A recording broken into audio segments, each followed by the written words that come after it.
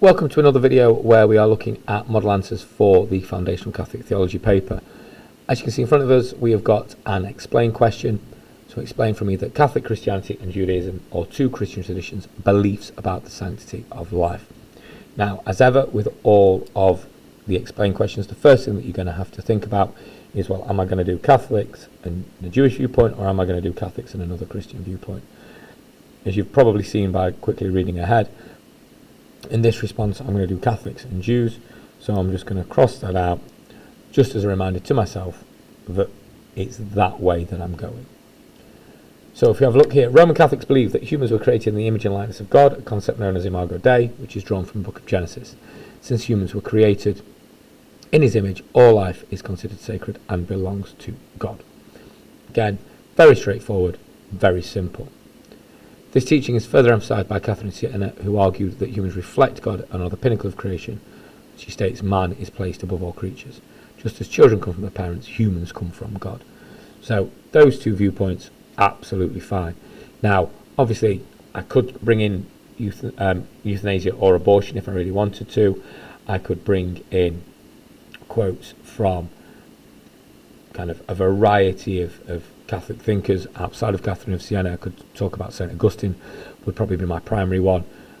But those two key paragraphs are going to be absolutely fine. Again, you might want to add a little bit more detail in there about Catherine of Siena. As I say, you might want to bring in St. Augustine in that first paragraph. But as they stand, really solid kind of starting points to prepare you for the answer in the exam. Going to move on to the Jewish point. So Jewish people share the Roman Catholic belief in the sanctity of life. They follow the teaching of the Torah, which states that God created all people.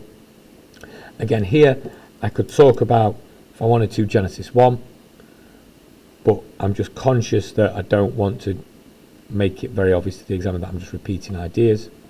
So instead of that, I'm bringing in Picoet Nefesh, which talks about the Jewish idea of the desire to preserve and protect human life. And then my final paragraph, I'm going to talk about the Ten Commandments, and then I'm going to talk about the prophet Jeremiah.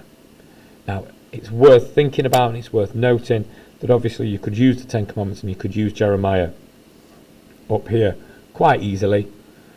But if you use the Ten Commandments and Jeremiah up here, you've not got them available for the Jewish viewpoint. So try, wherever possible, to avoid using Old Testament quotes outside of maybe the book of Genesis.